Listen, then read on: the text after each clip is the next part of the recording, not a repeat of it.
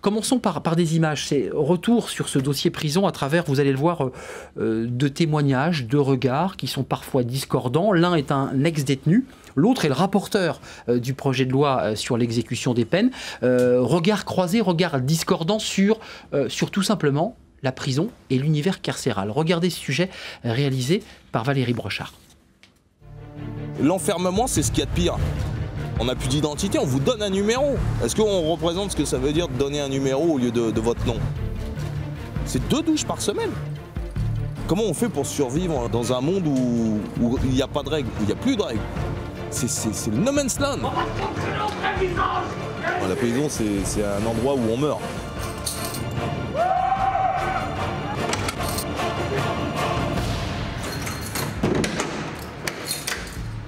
La Santé, Fleury-Mérogis, Clairvaux, Châteaudun.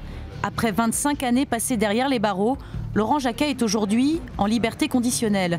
Mais le bilan de son incarcération est sans appel. Non, la prison, c'est un échec total. Il faut sortir les gens, mettre plus de moyens dans l'éducation.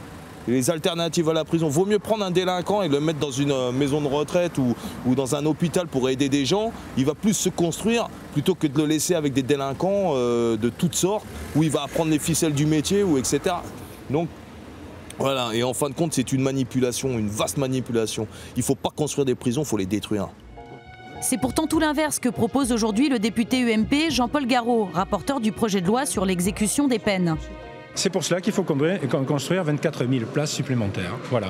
Et la réponse, elle est là. Plus de 3,5 milliards d'euros qui nous engagent pour l'avenir à l'horizon 2017 et près de 7 000 créations d'emplois équivalents temps plein. Alors justement, sur ces 3 milliards d'euros, combien vont aller à la construction? C'est la majeure partie. C'est la majeure partie, puisque bien entendu, c'est la construction et la rénovation du parc pénitentiaire. Bien sûr, alors on a de l'argent pour des barbelés, quoi. Alors bâtir de nouvelles prisons, plus propres, plus modernes, permettra-t-il d'endiguer la récidive de presque 60% des détenus? Laurent est tombé plusieurs fois, d'abord pour homicide, puis pour braquage de banque et de multiples tentatives d'évasion. Pour lui, la prison suscite la récidive. Bref, je suis un récidiviste, multirécidiviste, parce que la prison m'a rendu récidiviste.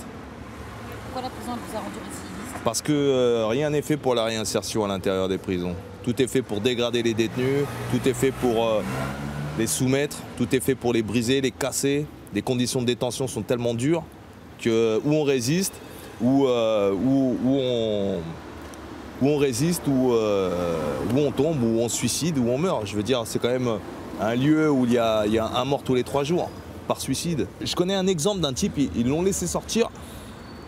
Il a fait le tour de la prison, il est revenu, il a sonné, il a dit la prison, mais dehors, qu'est-ce que je peux faire dehors?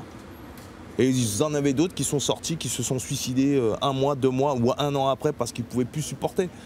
Et vous en avez d'autres qui sont rentrés dans la délinquance encore plus violente parce que c'est un système destructeur qui détruit les individus et qui détruit l'esprit des gens. Voilà, il faut voir comment ils sont traités, comment ils sont soignés, comment... C'est quelque chose, il faut arrêter de parler des prisons, il faut parler des gens qui sont à l'intérieur.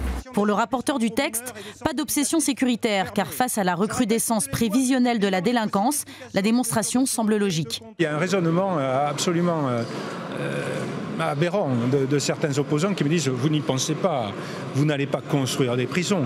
Si vous construisez des prisons, vous allez les remplir. » On a décidé de monter à 80 000, 100 000 détenus. Est-ce qu'on se rend compte? Mais déjà, c'est la merde avec 60 000, mais qu'est-ce qu'on va faire quand il y en aura 100 000? Nous ne sommes pas uniquement animés par une vision sécuritaire, mais la vision sécuritaire existe, la prévention existe, elles doivent être étroitement imbriquées dans le sens de l'intérêt général. Ne jurer que sur le caractère dissuasif de la sanction ou proposer des alternatives à l'enfermement.